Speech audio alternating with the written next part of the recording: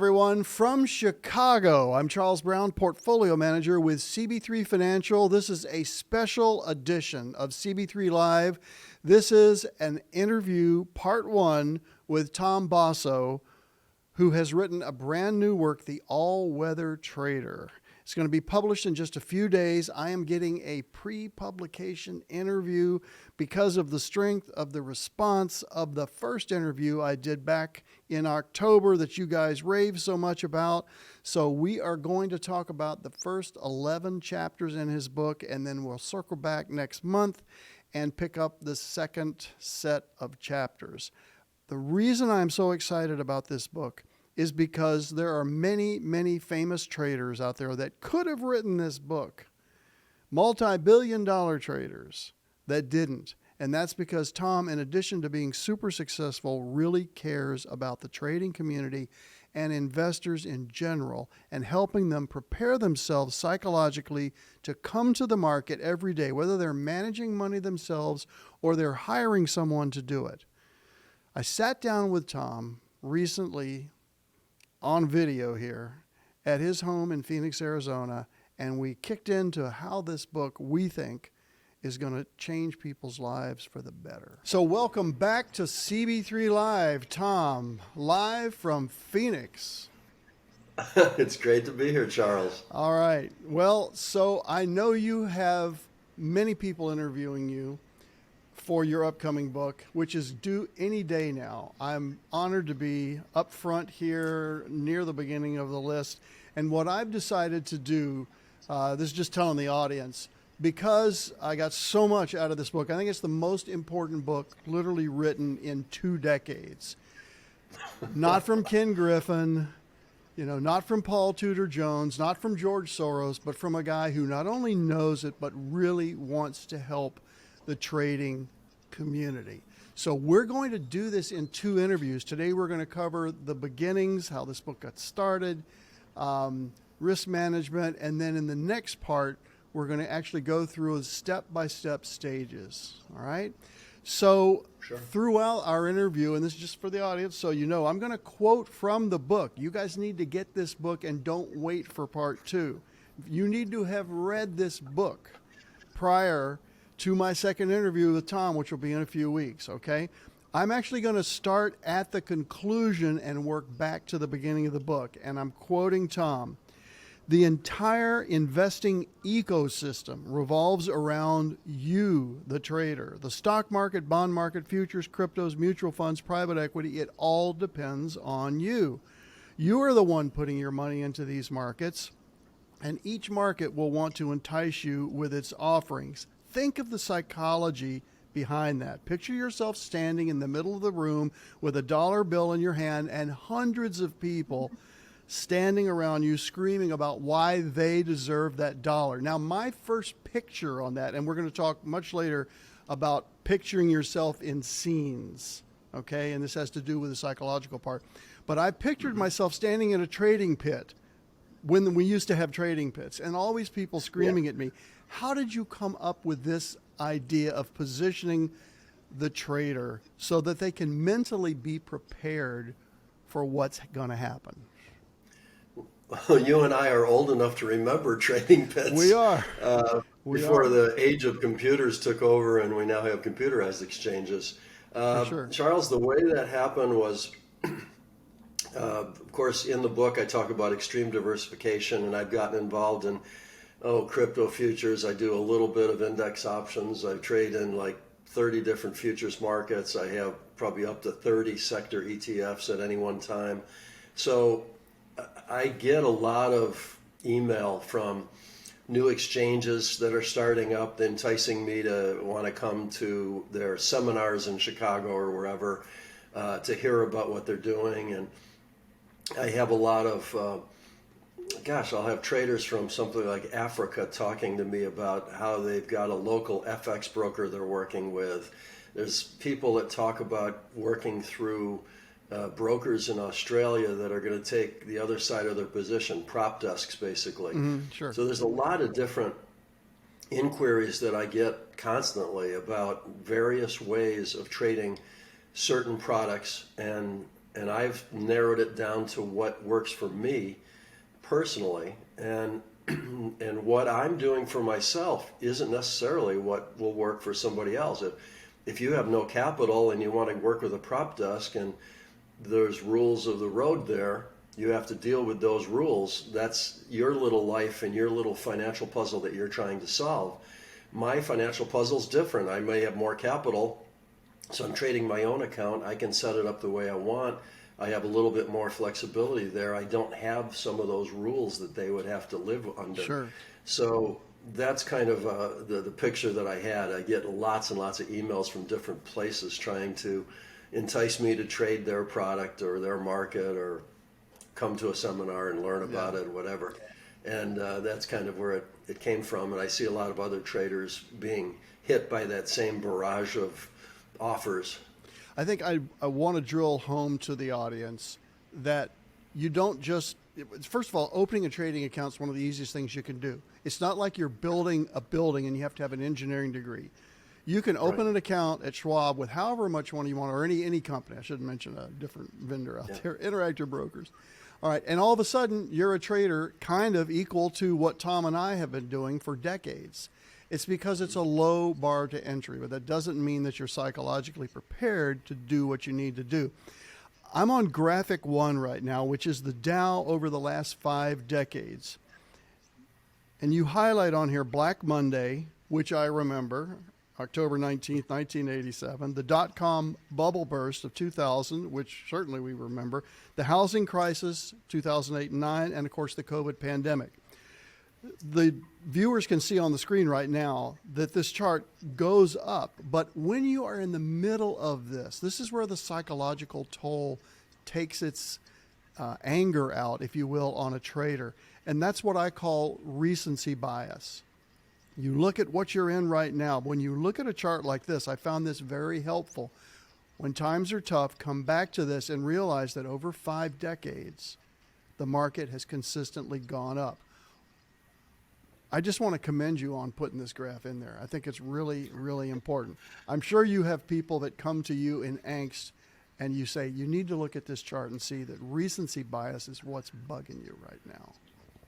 Yeah, I had somebody come to me in angst just yesterday over a direct message on Twitter, and he took an 85% hit to his account and was just completely crestfallen and looking for some positive vibes coming from me. And so I gave him a few sentences, and he hopefully felt a lot better.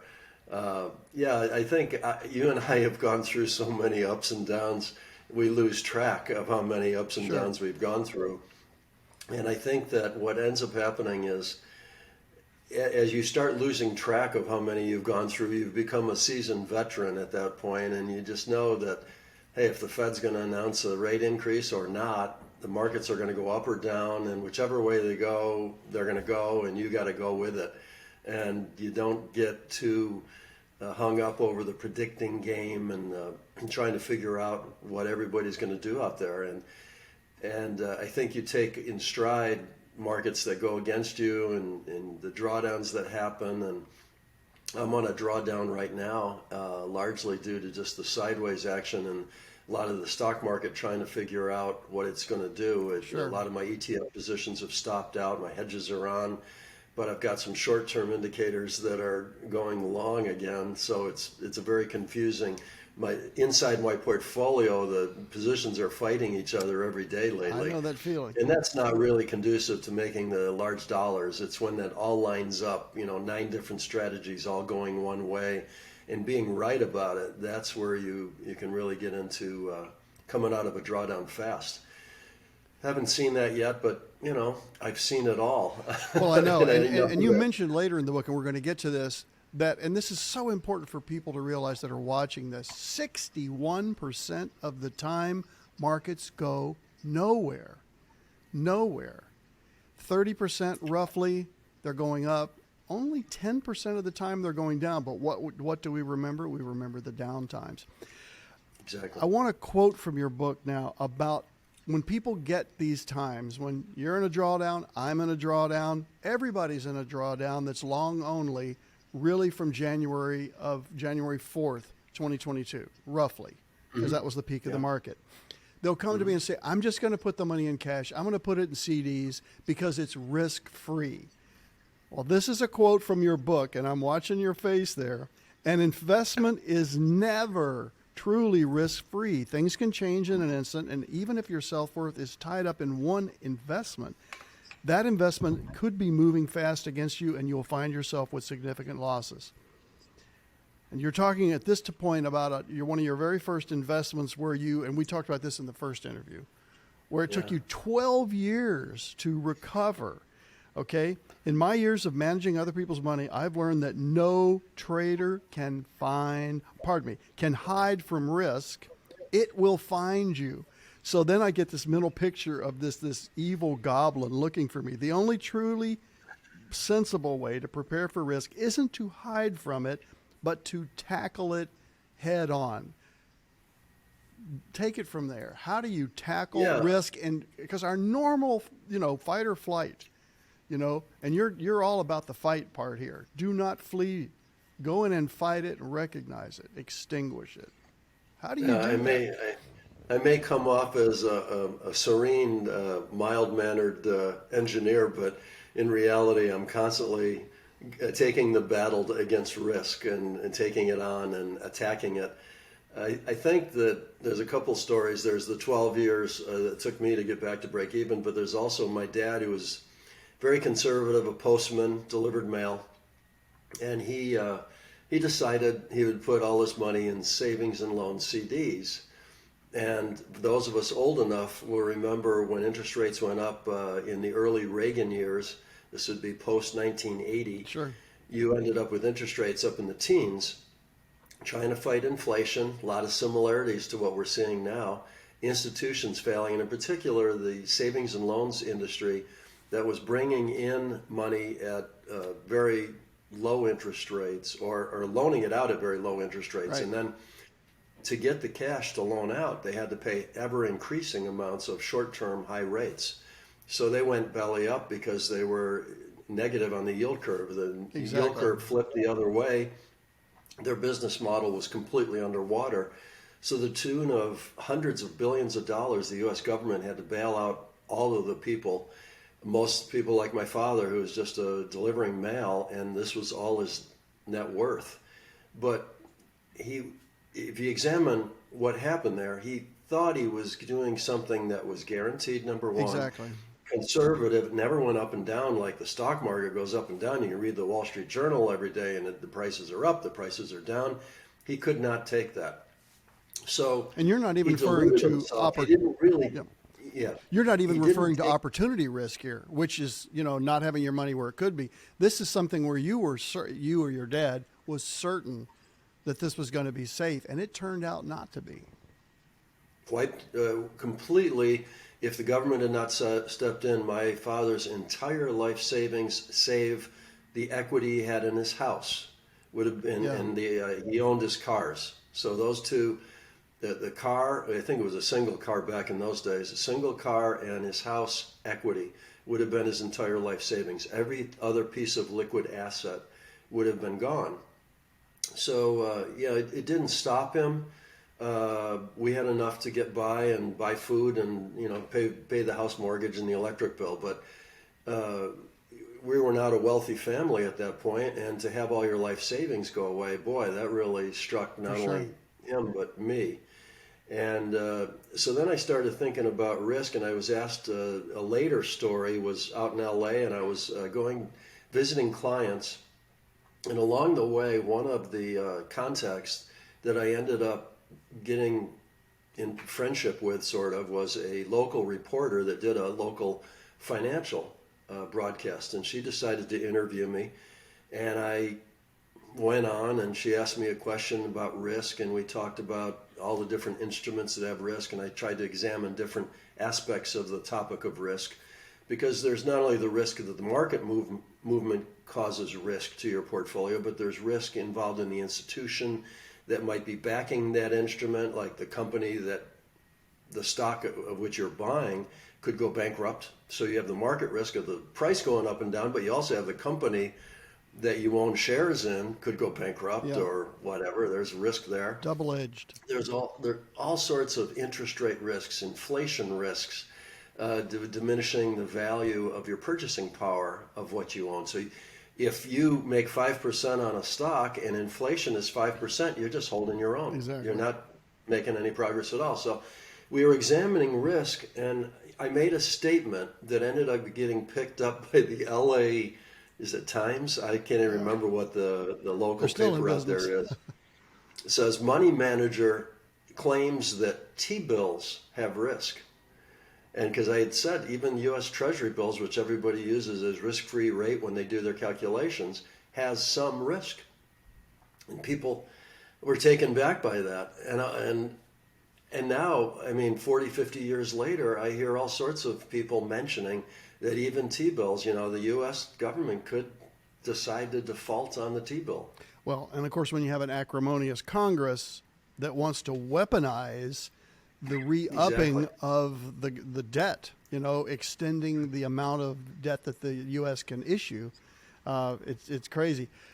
So to finish the thought, Charles, everything has some risk. If you take on the attitude that you've got to find the various forms of risk involved in an investment, rather than listening to somebody and say, oh, this is a low risk investment, and you turn your brain off. If you can go ahead and create scenarios in your brain that takes this particular investment and says, here are some of the risk factors that if this happened, that would be negative. If this happened, that would be negative. Then you might give yourself the opportunity to attack that risk somehow. If you turn your brain off and just say, it's a low risk investment, I'm not going to worry about it, then you haven't really tried to analyze it. You've not put anything in place to protect yourself. That risk could come and visit you, and you're left just kind of saying, oh, darn, I should have done something. And as a trader, you hate to have that attitude. Right. And that leads me to your next quote. Here's a flash for everyone. Quote, trying to manage your wealth. We are all traders. Buying anything with the intent to sell it somewhere down the road is trading. I've often heard that an investor is a trader who has moved his stops away from the market. And he has gone from using his intuition to being into wishing that his stock goes higher. That's a good one, Charles. Right. Yeah, it's a Little Ed Sakota. Ed Sakota there. Yeah, well, Ed has a lot of good ones. But I love. That's a I good love his saying. carry through on what you're saying about going into a safe investment and standing aside. That's just not. Yeah. We just can't do that. We just can't. I mean, if nothing else, you figure everybody that even buys a stock or buys a bond or buys a futures contract or whatever they're buying, sooner or later they're going to die and their estate's going to sell it. It's going to be a buy and a sell situation, and trying to analyze risks and deal with your entry and how you're going to buy this thing. And a lot of people focus their entire process Correct. on that, and then ignore how much are they going to buy, which is a more important question than when are you going to buy, I think. Correct. So position sizing becomes very critical, enough to where I wrote a book on position sizing, and I think it's helped a lot of people. And it sells for a whopping $10, so the entire world can afford it. Absolutely. And the thing I get to is when you start analyzing the entire complete trading strategy, where you have the entry, you have the position sizing, you have any kind of screening or ranking that you need to maybe rank your stocks that have come through your filters or screens, how you're going to get out, how are you going to manage risk, how you're going to manage volatility if you're going to manage volatility.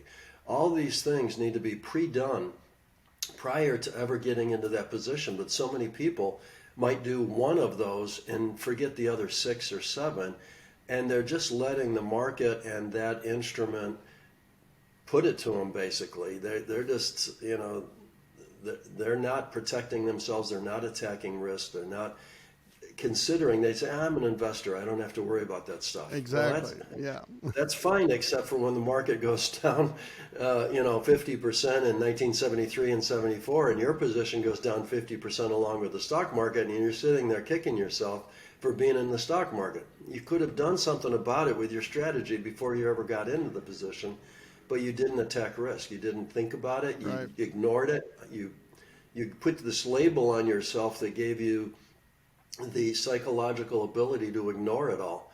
And ignorance is not bliss in trading. No, one of the excuses people can make is, well, I'm a systematic trader. Then the trade goes against them. Really, I'm more of a discretionary trader. I'm going to have this discretion to hold on to this one for a little bit longer. So that leads me to your next great quote. Believe me, the grass is not greener on the other side of trading. There is no one universal way of getting it done. People looking for the holy grail, whether it's their own trading or looking for a money manager who has the holy grail. I tell them, if there were a way to assure that, Goldman Sachs, the biggest investment firm out there, would have cornered the market and none of the rest of us would have a chance. That in itself, of course, would crash the market. So what do you say to someone who says, I'm just going to keep looking? It's the U2 song, I just haven't found what I'm looking for. That's a good one too. The what ends up happening is people like to chase the track records and chase the latest greatest idea. Well, if you let's say you're in a bear market and the best idea was, I don't know, selling calls naked so that you could just collect the premium every time you do it, and you're 99% of the time you're right and you're collecting that premium. But you and I both know that if you were trading naked call options and now the market all of a sudden, like at the COVID crash, turns around and does a V bottom and takes off like a F-22 going after a Chinese spy balloon, you end up having this straight line up, and all of a sudden those call options are going to kill you. Those so calls you're off, 99, yeah. you're 99% of the time, correct and just collecting money every week. And wow, it's like printing money. It's easy, but you haven't analyzed your risks. You haven't come up with a plan to deal with them. And sooner or later, the market will teach you a lesson on that, and it'll be a very bloody one. And you can go into a lot of different strategies that then will shift. To say market's on a long bull market, you can do the exactly opposite thing and say, oh, I just sell put options. It's like making money. The market always goes up. My puts expire worthless. If somebody puts it to me and exercises the option, I just get shares in a good stock that I'd like to own. I'm an investor anyway. I don't have to worry about it. Well, problem with that strategy is sooner or later, one of the stocks that you did the puts on heads down and keeps going down. Exactly. And now you own stocks in this good company that's down 30, 40%, and you've got no risk protection whatsoever. And you're looking at your track record and saying, what happened? I got blindsided. And so they haven't analyzed the risk. It all comes down to taking whatever you want to do and to looking at where the risks are and attacking them, and to go out and try to find the perfect investment strategy or manager or mutual fund or whatever is very difficult, because every one of them will have their own aspects of risk.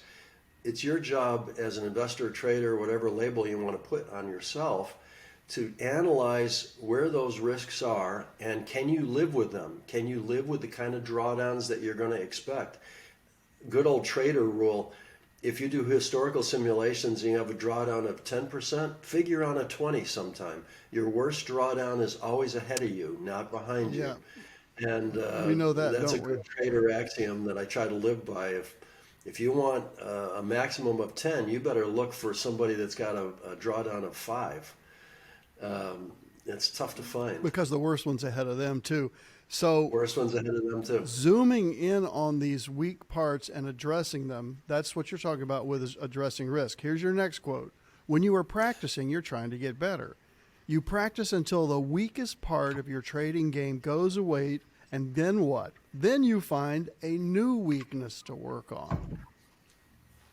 So there's constant improvement.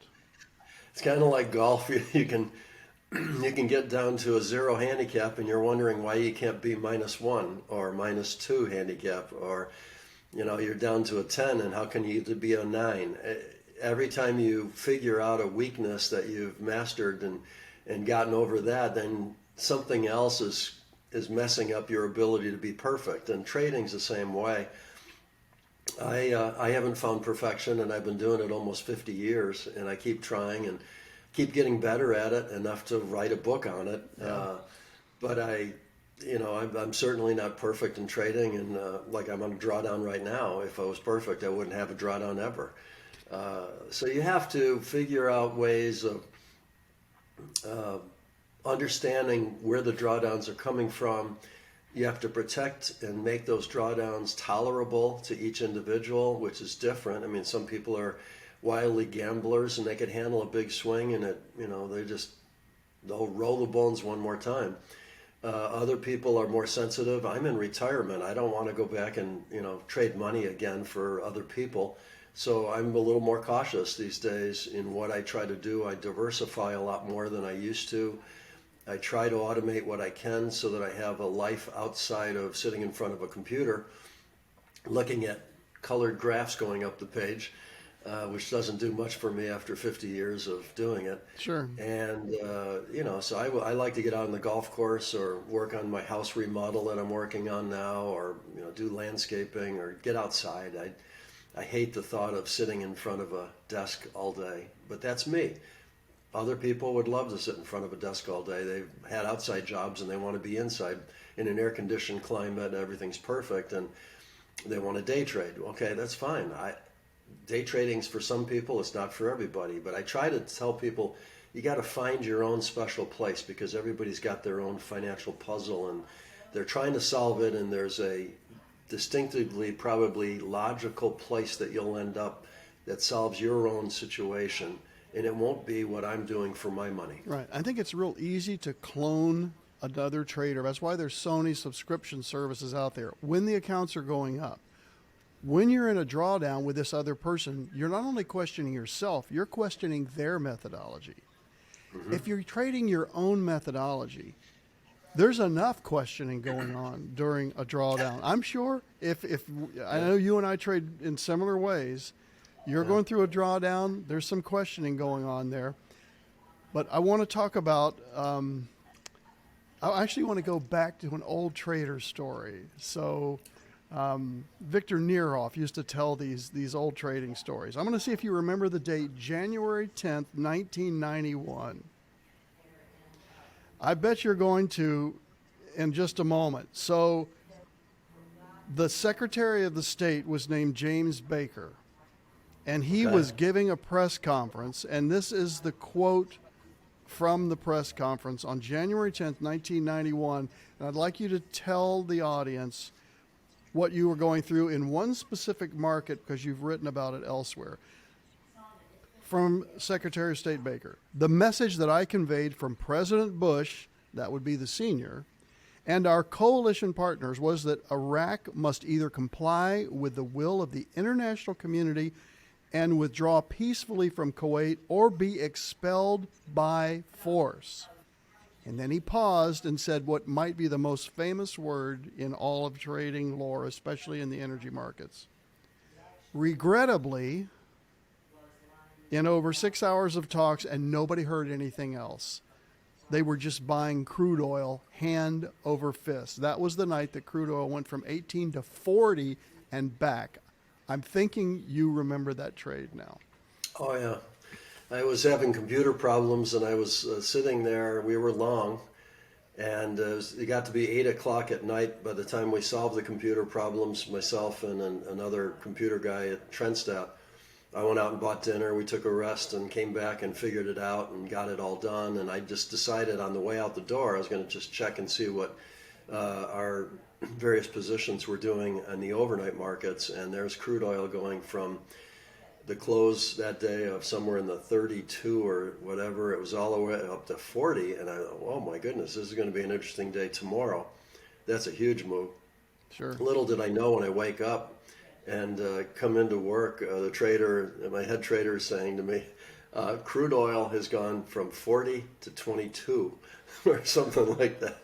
And we're now getting sell signals, and there's such risk in this trade that I think it was all but maybe 2 or 3 of our extremely largest accounts could afford the risk allocation to even put on one contract of crude oil short Because at the that point. margin had increased at the exchange, the New York Mercantile Exchange. Margin had increased. The risk of the stop would be up at 40, Right. and we're now going short at like 24 or 22 or whatever it was. I can't remember the exact number, but it was a huge amount. And when you figured that out and you can allocate a certain percent of the portfolio to risk, as I suggest in my position sizing book, it really just kept us out of going short on crude oil at that point for the most part. There was a few accounts that we managed that were, 10, $20 million in size, that a handful of those could put on one or two or three contracts, but the rest of them got zero.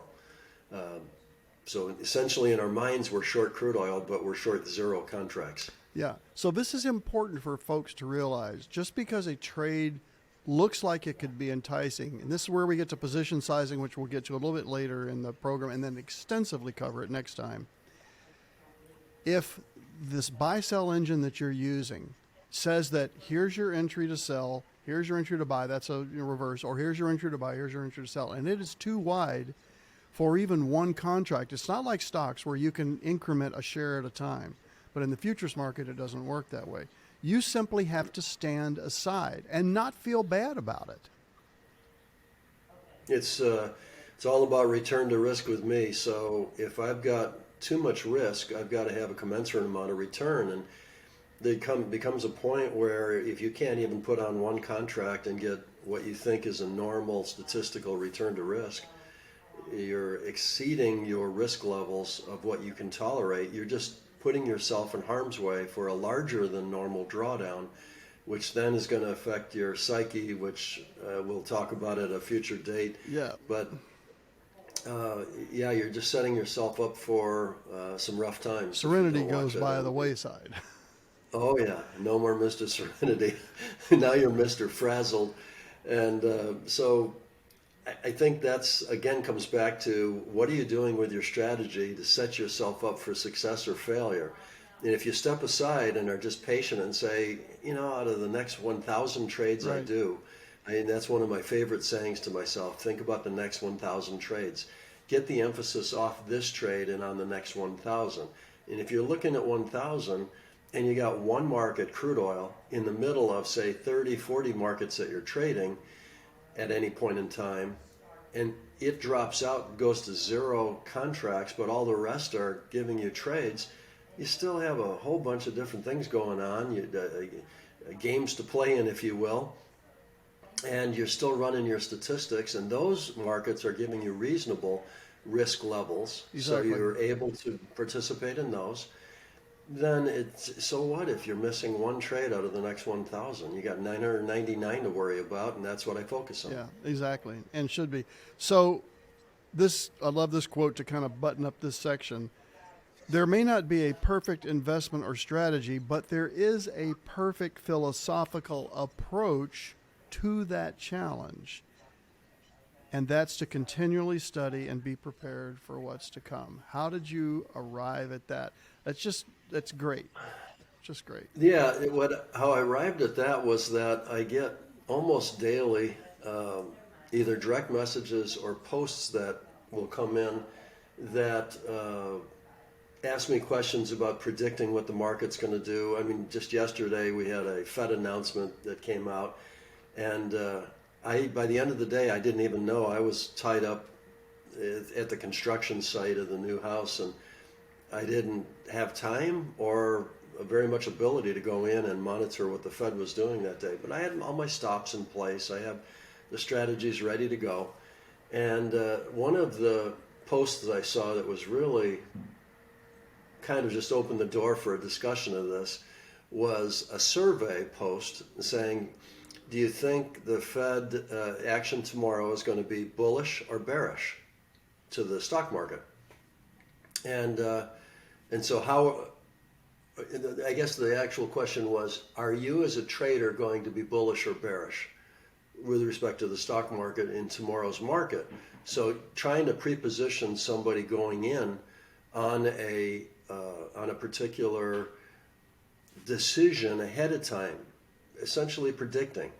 And I said, could one of the choices in the survey be agnostic? Because you should be really ready to go either way. You know, whatever the market does, up or down, I'm ready to go. I don't really care. Now, as a citizen of the United States and paying taxes and Sure. living in an economy, I certainly have a bias. I certainly have what I would like to have happen, and many times it doesn't happen. However, from a trading standpoint, I have to just remain agnostic. I have to just say to myself, I don't care. It is what it is. If it goes up, I'm long. If it goes down, I'm short. I got to put the right position size on. I've got to have everything in place to do that. And that's what allows me to be at the construction site and not caring about what the Fed's doing. Right. So people will ask me the same question. I have a new answer for them. Maybe you can try this. Is the market going to go up tomorrow, or is it going to go down with the Fed announcement? It's a one-word answer. Both. Because that's what it did. It went up, Yeah. and then it closed near the low. And now, at least just before we started recording this interview, I think we were up It's like up again. 300 NASDAQ points. So the answer Yeah. is it's going to do both. Well, what are you going to do? I'm going to follow it. Well, Yeah, can you whatever. ever lead it? No. My ability to react is far more important than my ability to predict, which is what Yes, you're exactly. saying here. So Yeah. next quote. I was creating the potential for positive returns in other markets with diversified, non-correlated opportunities to profit. It took 4 years of futures trading before I had my first profitable year, a grueling learning curve. If you're struggling in your markets, the legendary Tom Basso had 4 years to get there. I mean, that you would even tell us this, I think it's amazing. And Tom, considered it my 4-year degree in the University of Trading. Yeah. How do you get through those negative periods? I mean, that just takes, and then we're going to get to the psychological part, but that just takes tremendous self-confidence. Yeah, what it was first of all, I'm trading smaller amounts then than I am now, or even at Trendstat days, I'm trading 600 million of other people's money. Talk about potential pressure for you. I trade a much smaller amount for myself, and what you find is when you're starting with actual money, the markets will try to push your buttons, your psychological buttons, and being the engineer by background, having a Chem E degree, allowed me to do a good job of logging in results and making comments on all my trades and trying to essentially analyze things post-trade, and even better yet, post maybe 10 trades or post 100 trades, and get a better sense of what are types of things that are happening that I can spot here statistically that I might be able to improve on, like doing a better job of stop losses, or, hey, this trade, I didn't follow my strategy. I mean, it's just like every rookie. I would step in and make a discretionary decision, or I'd do something, and I'd realize looking back, that was a stupid decision because my discretion actually hurt the situation rather than helped it.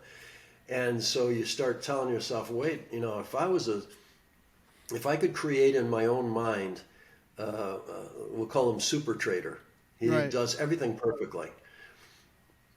He's not real, but he can be in your mind. And you can rate everything you're doing as a human being and a flawed person and a flawed trader, which I would still be even now. And you can compare it to super trader and see where the differences are. So I had one of the most perfect role models I could in my own imaginary mind.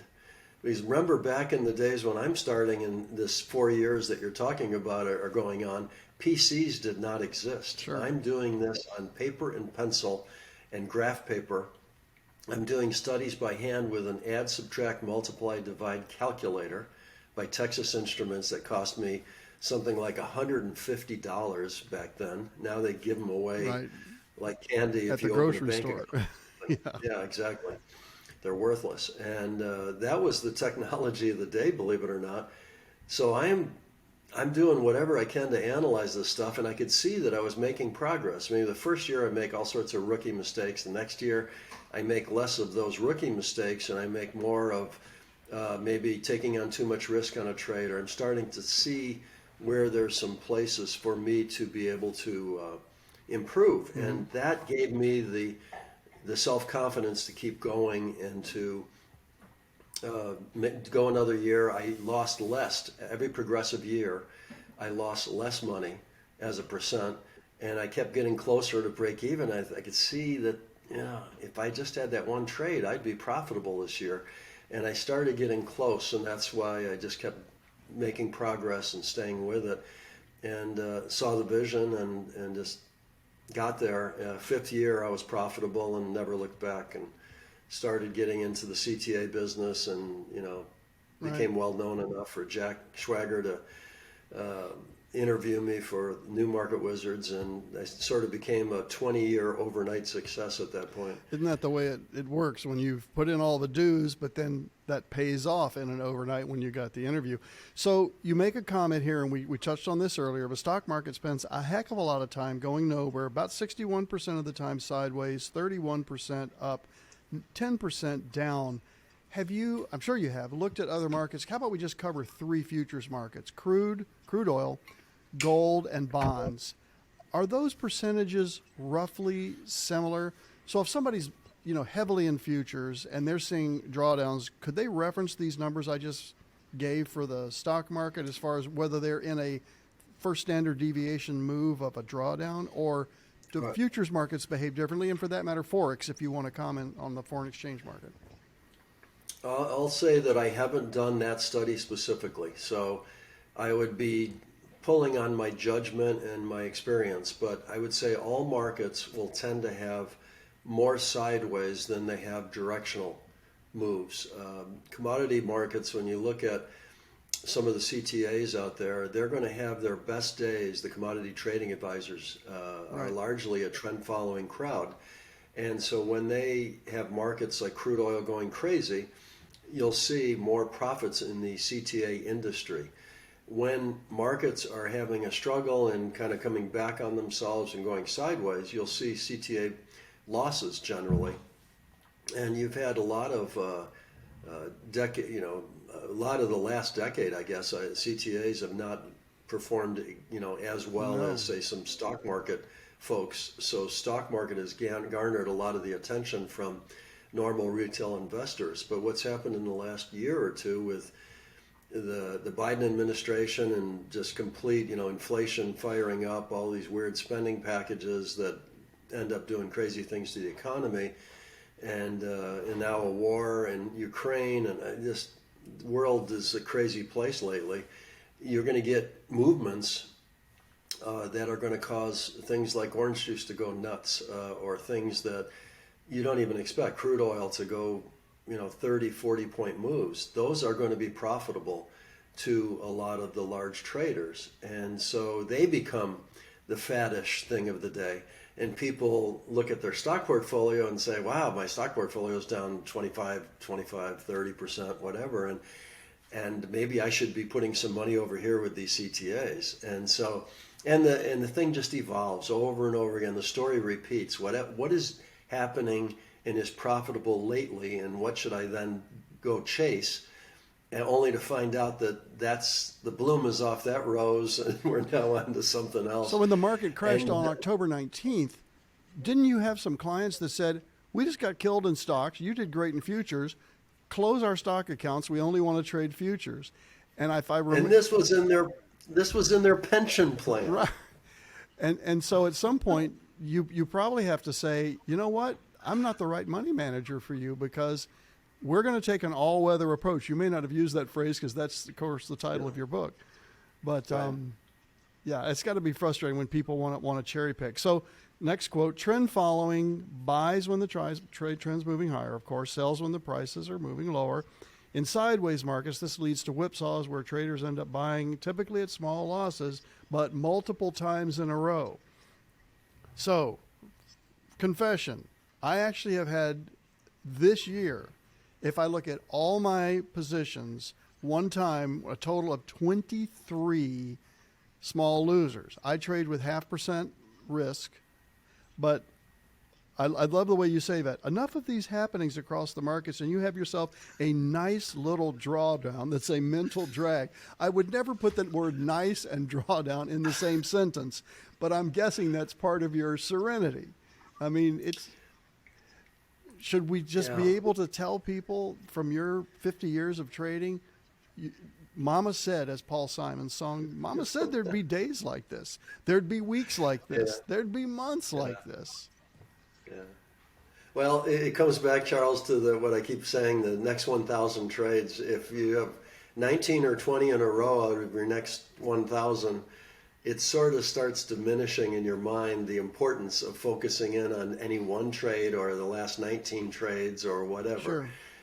And I think that that's the important thing that I always try to do to myself in my own mind, to try to get that balance going so that I'm not, getting excited about the trade that, the orange juice trade that I just made a ton of money on and I'm still in on to some extent, or instead the whipsaws that I've had recently in some currency trades, Right. where what the Fed does each day affects the dollar, which affects the foreign currencies. And I'm long one day and I'm short the next day and I'm long again and I'm short again, and I've got outside days on the candlesticks or bars. Exactly. And those are I've been there. those are brutal I've been there to with the you. equity curve. And that's those trades, but it's not the next 1,000. And that's what I keep trying to tell I myself. love that next 1,000, and I want to comment on that. So, and you may not have thought of this, but so my audience knows I'm a composer, and I will sometimes tell them, so I just got a commission to write something. It's due in 2027. It's like, that's like 4 years from now. Okay, well, but that keeps me sharp and gives me a reason to live. If you're just thinking I've only got another 10 or 20 trades and I'm going to, retire from this, always think whatever age you reach. I mean, Warren Buffett's 93. He's probably still saying, for my next 1,000 trades, there's something mentally healthy about that in the way you said it. I don't know where you got that, but it's really helpful for me. And I think that we can morph into a little bit of discussion of retirement, because a lot of the folks that are watching this are dealing with retirement assets. Sure. If you look at my retirement now, I ran a money management firm for 28 years. I'm now retired 20 years. 8 more years, and I will be retired as long as I worked as a money manager. And when you start thinking about that, so I'm 70, Warren's 93. I've got 23 years to go to just catch up to him.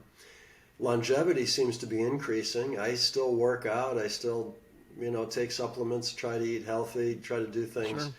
to be prepared. And here I am doing a major remodel of this house that's going to last, 8 to 12 months probably, hopefully.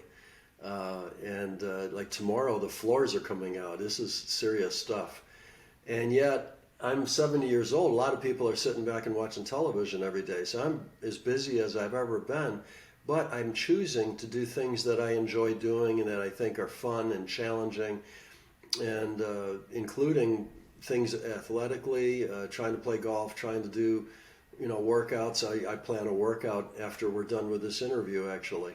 And so those types of things, a lot of people just sort of go to retirement and they think, okay, now I don't have to use my brain, or I don't have to work out, or I can just Worst possible watch the decision. football game. Worst possible The decision. worst possible decision. My dad would be another good example there. He was a mailman, as I told you earlier. And so he's walking about 10 miles a day, and was, for a 65-year-old guy, pretty darn good shape. Yeah. And he went into retirement and said, I don't, if I'm going to go play golf, I'll just use a cart rather than walking. And if I do this, I'm just going to do it very little, and then I'm going to go, watch that golf game out in Pebble Beach, because he always loved the Bing Crosby back in the day. And what ended up happening? He died of congestive heart failure. His heart just turned to mush. He was used to doing that work, and then it didn't anymore.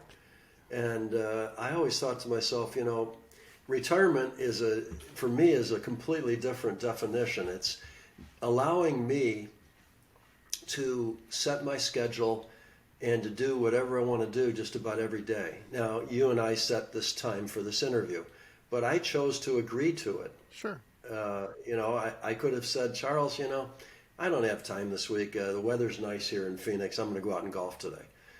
I could do that. but I enjoy talking to you. So I it's appreciate just that. it's probably more fun than seeing what happens to my golf ball when I hit it. Sometimes, so I can choose what I want to do. I don't have to get up on a Monday morning at 8 o'clock and be on some kind of a Zoom call with 20 other people talking about specific trading issues and being a counselor or something. And then at 10 o'clock, I've got this I've got to do. And 12 o'clock, I got that. I can just make up my schedule any way I want. Well, you're controlling your time as opposed to someone else controlling our time. To me, and this is what I tell our clients, because I am still in the business. You've done this your whole life. This is a third career for me, different story, different time. But really the essence of retirement is somebody else is controlling your time when you're in your working years. When you're in retirement, you're controlling your time. If you want to play shuffleboard, go ahead. But if you want to be here for your grandkids' high school graduation, don't do too much shuffleboard and do your exercising. You're a chef. You're learning another language. I think you were learning another language while you were on a treadmill. I just hear all these stories, and I think this is why this man is so healthy and why he's able to have this $1 million smile when he's in a drawdown. I mean, people that are watching this video need to see that, and then we're going to move to the psychological section here, but we choose our happiness, we choose our mindset to be a trader, and we don't want to identify as a trader. I'm going to get to that in just a second too, but on the screen right now, I've got graphic 35, and I just want to cover. So in the next video, you guys, this is why there's so much to cover here. We're going to dig down into how Tom starts with just his ETF program, and then he adds on top of that something else, something else, something else. And we get to column K here, which is his 6 strategies. But I just want to point out that his average growth rate, so look at that, is highlighted in green, 25%. Maximum drawdown, 22%. Most people that are traders, or if they want to call themselves investors, they won't be after this video. 22 is manageable.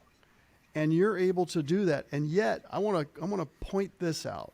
Maximum time spent in a drawdown, 490 days.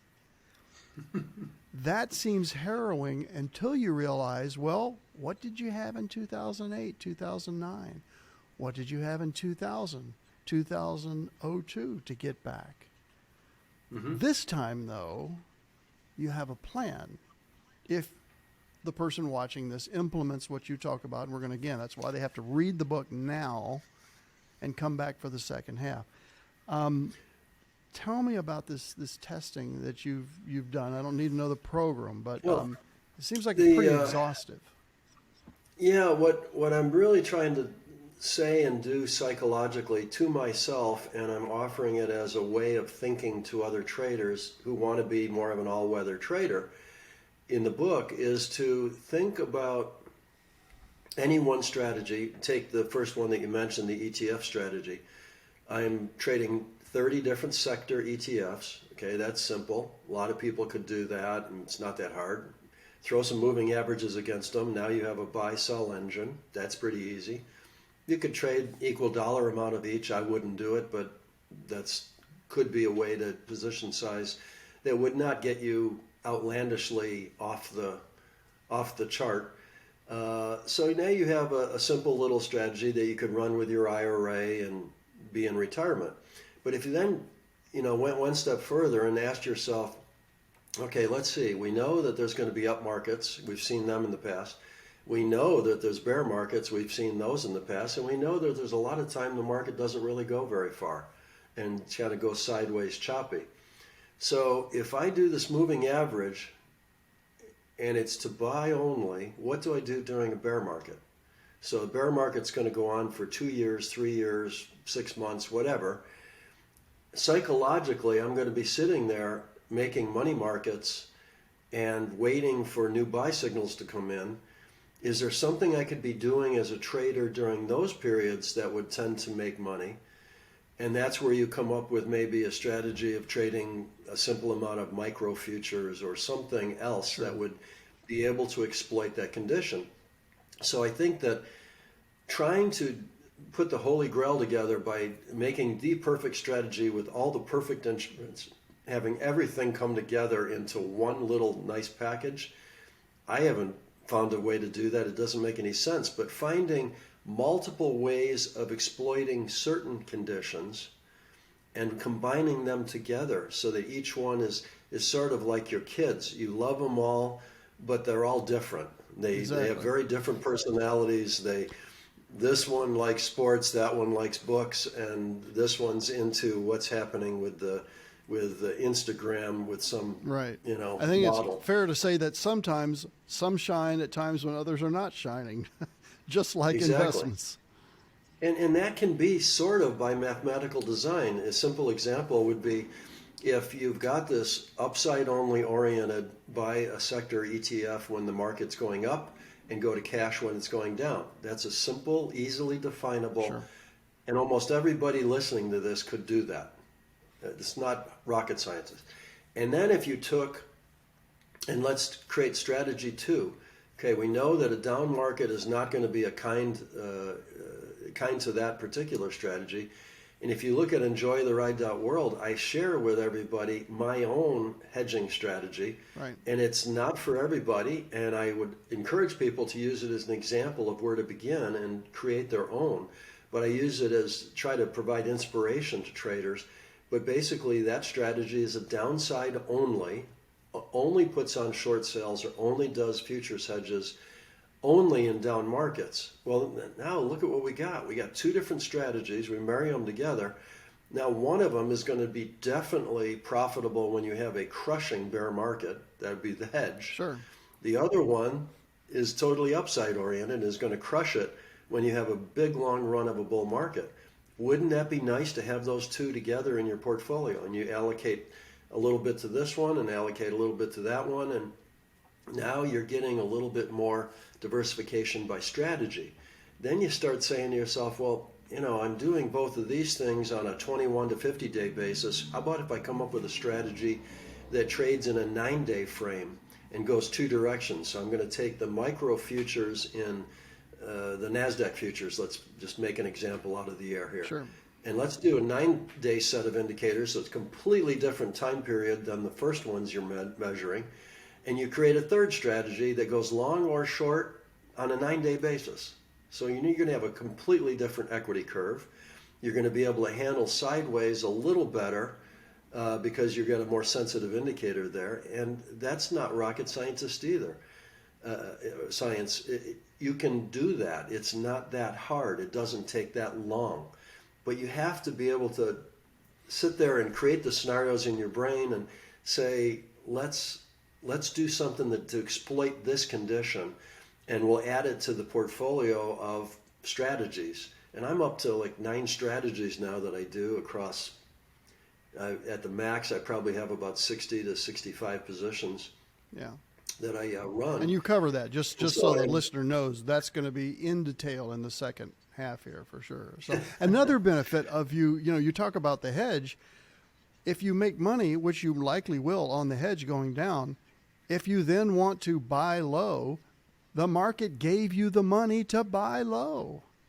Exactly. And nobody's ever put that in print. I don't know why, but that was brilliant. The market gives you the money to buy low. And that's not even going to 4 and 5 strategies. That's just the hedge strategy. And so let's segue to the psychological component, which is the most, as the late great Van Tharp said, the most important part of what we do. And this is a little bit long, but I want to read all of this. This is on self-esteem. Self-esteem is how a person thinks and feels about their own qualities and characteristics. A better way to handle potential stressors to your psyche is to first do whatever you can to realize you have qualities and characteristics that no one else has. I felt like this was a pep talk. I could just see Remember the Titans with Denzel Washington. You must believe you have special skills. You have a unique place in the world as a spouse, parent, child, friend, worker, part of your community. You have value. Do not define yourself as a trader. This is from someone who's done this 50 years.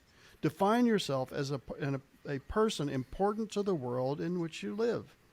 have a high opinion of who you are and really believe it because it's true. Nobody should have a low opinion of themselves, but some people still do. If this describes you, start now, before starting on your journey as a trader, working on valuing yourself more. This will have the added benefit of overall better health and well-being throughout your entire life, not just in your trading. This paragraph should be in every self-help book in across all vocations. How did you come up with it? I came up with it because I kept getting asked at Trendstat days when I was running this very automated, data's coming in, we're processing data, we're shipping orders. I've got 10 people, 40 computers, 600 million under management. We're trading in all sorts of markets. And I start getting the questions, especially after Jack's book came out, and I'm now Mr. Serenity to the world. And everybody's asking me, well, how do you do this as a trader? And how do you do that as a trader? And they kept asking that. And I kept thinking to myself, trader? I mean, why are they asking me what I'm doing as a trader? I'm a businessman that plays golf a lot, and I run an operation with a lot of computers processing data. That's all I'm doing. I'm not trading. I've got employees. I'm an employer. I'm married. I've got, vacations I'm planning. I've got houses that I'm working on, or I've got landscaping that I want to go cut. That trading is like this minimal little section of my day. So I don't label myself as a trader. Even today, you look at, I'm a retired guy that trades. And it's fundamentally different. It's a fundamentally different way to think of yourself because it doesn't tie yourself to what you're doing. Because if what you're doing is not going well, it's going to take your self-esteem with it. That's what was so key about what you wrote. Yeah, exactly. And a lot of people that consider themselves traders, I've seen this happen in the CTA industry, certainly, and you can see examples in some of the Market Wizards books where these guys will have a long run. They'll stress themselves out trying to take on way too much risk. They either go bankrupt along the way, and a few have, or they'll end up in alcohol rehab or drug rehab or something later on in their life, or they'll switch over to real estate because they can't take the heat of dealing with the stress that they put on themselves. That they put on themselves. And a lot of that was they tied themselves up in this image of, I'm this trader that's got to rock the markets and make scads of returns. And that's that stereotypical Wall Street type, what a trader's supposed to be. And they have this image of themselves, and they theoretically retire, and then they look around and say, well, what do I do now? Yeah. I got like 8 hours a day. I used to do trading, and now I've got all this time. I'm bored. I don't know what to do. Would it be fair to say that the Michael Douglas Wall Street, and I'm talking about the original one years ago, did no favors to anyone who wanted to call themselves a trader, as opposed to I am trading to produce income? Right. And I find a lot of response that I get to posts I do on Twitter or the Substack pieces I write, which are also in that same sort of Tom talking to you type of voice that I took in the book, AllWeather Trader. I try to just, it's like you're talking to me over a brew at a local pub or something. And we're just having a conversation. And that's kind of the attitude I long ago took with my writing.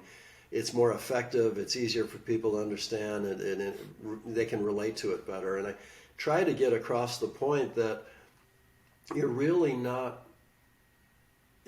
not doing yourselves any favor to cubbyhole yourself into one thing. I'm a chef. I'm a teacher. Put whatever label you want on it, and then make your whole life about that, what you think you are. It's much better to say, I'm a human being and I enjoy a lot of things. I'm challenged by a lot of things, and this is all fun, and I might as well enjoy the ride. Some of that has to do with taking responsibility for our thoughts. It's always been my belief that there are only four things we can control in this life: our thoughts, our words, our actions, and our interpretations. We can't control our feelings. We can control those four things, and we have to take responsibility for them. So you have a chapter here, a subchapter on responsibility, and again, I want to read this because it's important. From Tom: as we grow older, most of us realize that we're able to change things if we take responsibility for things that happen around us. Yet many fail to take on that responsibility. It's easy to blame someone or someone else for things that happen, particularly negative events like in the market. "It's not my fault" becomes a cry for many. It's easy to play the victim. In trading, it's, "well, they ran my stops," or "the Fed jumped in," or "my spouse interrupted me." "The company manipulated the price of the stock." "Insiders must be selling out." If you take responsibility, it gives you the ability to control so many more things than if you don't take responsibility. How did you come up with that brilliant advice? We, a long time ago, we had a group of engineers that would sit around the lunch table and we'd talk about stocks, and we all subscribed to various newsletters. So one guy would maybe be subscribing to a small cap newsletter, and the other guy's got a blue chip newsletter, and this guy's got a market timing newsletter, and we'd all be just exchanging ideas and filling an hour's worth of lunch with conversation on investing and trading. And right around in there where we started realizing that as engineers we were all sort of data people, because engineers like math and do a lot of that. We started realizing that when somebody expresses an opinion versus somebody expresses a fact, those are two different sort of sentences or opinions, the things that are written, the things that you're reading that you can flag in your brain. He's saying, the stock market's bullish right now. Well, that's his opinion. The stock market hit new highs yesterday. That's a fact. Yeah. It either hit it or it didn't. Whether the market's bullish or not is his opinion. That he's placing his own intellect in his read on what things are. And we started, especially I did, started flagging everything I was hearing with whether or not it was a fact or an opinion.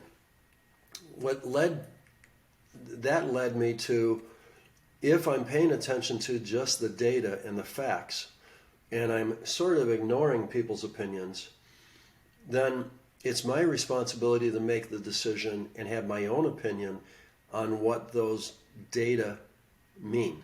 Yeah. I've got to take the responsibility. I can't rely on Joe Schmo in the Heard on the Street column in Wall Street Journal to take the data and come up with an opinion, and then it's not correct and I lose money. That's not going to work.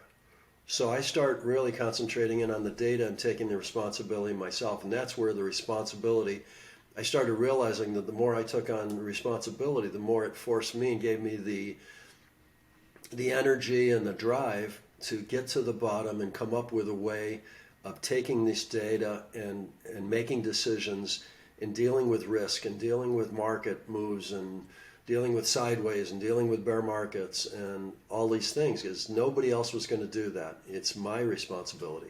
And that's where I got this whole separation of self-responsibility versus responsibility of others.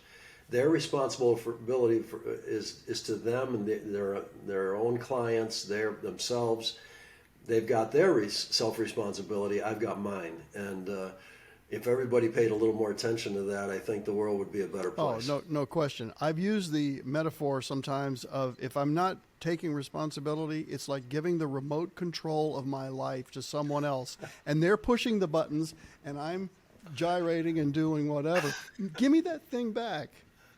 That's my remote. No, I'm going to take responsibility. And if we extend that, again, you can only control your thoughts, words, actions, and interpretations.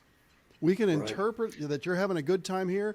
You may not be, but I'm interpreting that you are, because I can choose that, right? So, exactly. Yeah. So you can choose. This last section in the psychological piece is on awareness. This is the most fascinating. I think we're still okay on time here. So it was a little bit later, and you were talking about a story about when you were in the money management business, that I knew that I needed to become aware of what was happening to me in real time so I could guard against stress and rash decisions that would cost my clients money. Again, he didn't talk about his own money, folks. He's talking about his clients' money. It's that selfless mindset that becomes healthy as a human. All right? I actually put a sticky note on my computer screen that said awareness. Whenever I saw the note, I would briefly pause and ask myself, was I aware in this given situation? And if I wasn't, why wasn't I? So simply merged into my mind, I can now be aware of what's going on with myself all the time. How did you get to that? It was a process. The first thing started with me being really sort of pissed off at myself for doing a book report in senior year of high school and trembling while I was doing it in front of 20 kids that I'd grown up with my whole life. They were all friends. I knew them all for probably 13 years or something like that. And so I kind of kicked myself that night replaying my mental image of me up there trying to do a stupid book report, which I had read the book and everything. I was very prepared. Just really. So you were inexplicably nervous and trying to process inexplicably why. nervous. I said, and I'm asking myself, why was I so nervous? What was the point? That's stupid. And so I was aware. In this case, it would have been 4 to 6 hours after the actual occurrence that I had this situation, and I thought, wow, that's weird.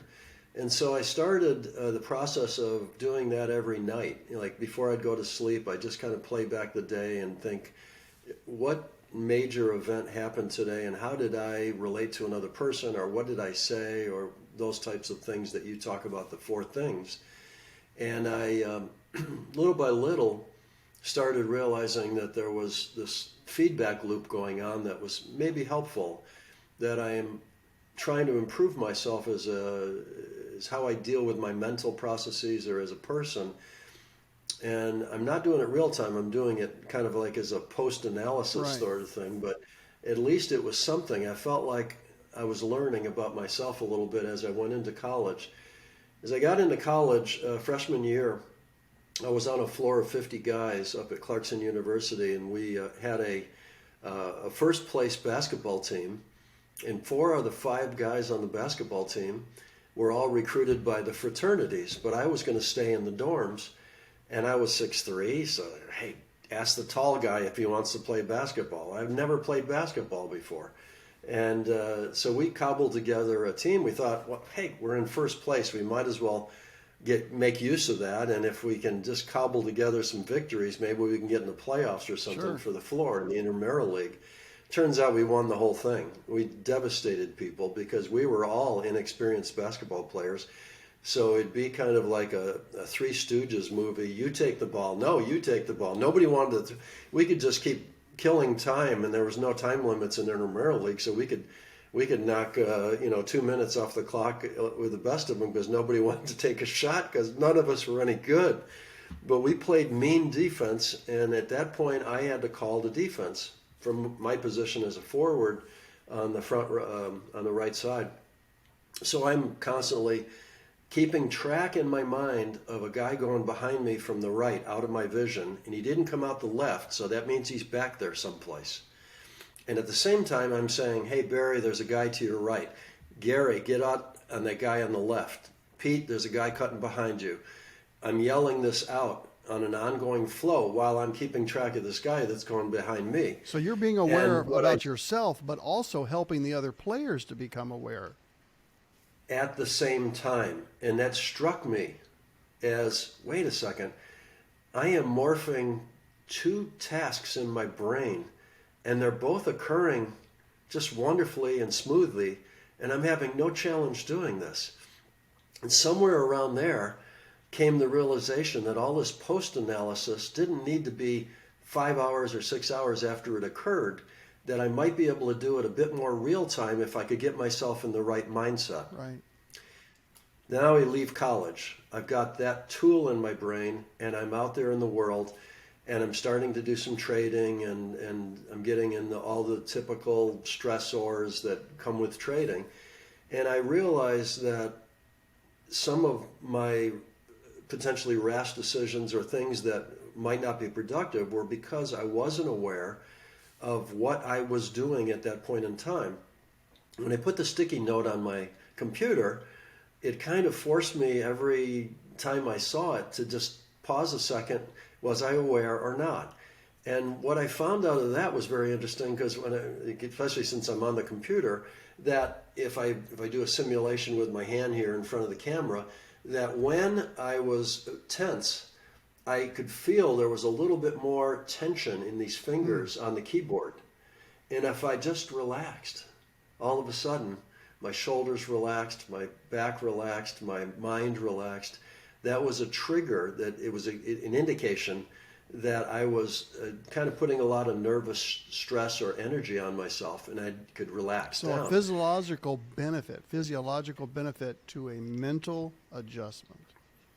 Right. Okay. And so once I started doing that repetitively, so say I think I set an alarm on my computer for, I don't know, every 30 minutes or something, I look at the sticky note, be aware. Every 30 minutes I'd get an alarm going off, and that was the alarm to, do an awareness check. And then what happened was very interesting, because after about 3-4 weeks of having that half an hour alarm off, it was like I knew the half an hour was up, I should check the awareness. Yeah. And then little by little, it's morphing into some kind of a real-time situation where I'm aware of what I'm doing at all times. I'm aware that right now I'm holding my hands like this. I'm aware that I'm talking to you. I'm aware if I'm smiling because I can feel my cheek muscles pulling up my face. Yeah. I'm aware of all sorts of things that are integrated into, for instance, as an example, would it be more effective when I'm making this point to furrow my brow and to be serious and point at Charles? Or should I just smile and make this point and pull up my... So it's like live. I'm aware of what I look like. I'm aware of what I'm saying. My conscious mind has to answer your question, but at the same time, there's this other part of my brain that's watching me do this. But you're able to choose how you respond. And that is so key, because you're able to choose when the red lines come in on the screen. And think about trading. Yeah, exactly. Think about trading. Or a green line. A green line just the same way. I'm in a position, it's now gone crazy. It's up more than it's ever been up, more than any stock that you've ever owned went up in any one day. And there's this part of your brain that says, hey, I could cash in half that position right now, and we'll go out and buy a steak dinner tonight and celebrate. If you're aware, you say, wait a second, that's not your strategy. What are you doing? Your awareness comes in and says, wait a second, you have a plan, just trade the plan. Quit trying to make it up on the fly here. Exactly. These are the types of trades that pay for a lot of those losers that you have when you're in the drawdown. You got to exploit the good market. And being aware gives you that ability to be disciplined, because without that, if you're trying to lose weight and you see the chocolate cake and go for it, you're not being aware that your mind is saying, chocolate, eat. That's it. If you have awareness, you say, oh, wait a second, come on, that's not your diet. Be serious. Yeah, that's not meeting my long-term objectives. It might meet in the short-term objective of a sweet taste, but it's not the long-term. Yeah. But you use the magic word discipline. That's the fourth area that you cover in this chapter. And I'm quoting you. Lack of discipline can be doing something not in your plan, which you just described. If you have great self-esteem, self-awareness, and self-responsibility, which are the first three we just covered, you will realize that you can be disciplined and take corrective action when you start to veer from your plan. Every time you do that, pat yourself on the back for your actions, because you're reinforcing all the things you are doing mentally to make it easier to follow the discipline choice in the future. Correct. Where did that come from? I mean, it's just these powerful paragraphs, Tom. They really... That came from the fact that so many traders talk about, well, for instance, I got this at Trendstat all the time. Oh, well, of course you can be disciplined. You're totally automated. Who runs the computer? Well, exactly. Me. Who could pull the plug on it tomorrow? Me. If I'm not aware of what I'm doing and realizing that I'm adding layers and layers of more code with those inherent potential lack of robustness or robustness to the strategies, I'm adding different position sizing algorithms. I have to be able to understand what that's going to do. What are the Achilles heels of all these strategies that I'm going to have to suffer through with my clients? If I don't have that, and I'm aware of how I could intrude on those computers and screw it up, then it's harder for me to have discipline. Yeah. And I don't think a lot of people saw that in me as I was a money manager. Everybody just said, oh, Tom's an engineer. He's automated everything. Of course he can be disciplined. No. We're still human. We're not robots. Exactly. And I could screw up, or I could like add new strategies that would be just chasing the last track record that would not do my clients any good. Yeah. It's that level of responsibility. So discipline, I realized, really comes out of being able to do a lot of other things and then make the conscious decision to be disciplined. It wasn't as easy as people lay it out to be. Now, there's some things like automation I find in the case of an engineer, and particularly automation that I've created myself so that I trust, yes. I understand implicitly, I understand all of the math, the good and bad, where I'm going to get drawdowns, where I'm not going to get drawdowns, where I'm going to make my biggest returns. I understand all of that mathematically. So that gives me a bit more ability to be aware and say, okay, I'm a little nervous now. We're in this, we just had a client call and cancel his account, and we've had, a couple complaint calls, and we're in this drawdown and all that. And to be aware of, I'm feeling the pressure from the clients, and I've got to be disciplined. I've got to have that self-esteem, and I've got to have that self-responsibility to say, no, what I'm doing is exactly what I should be doing.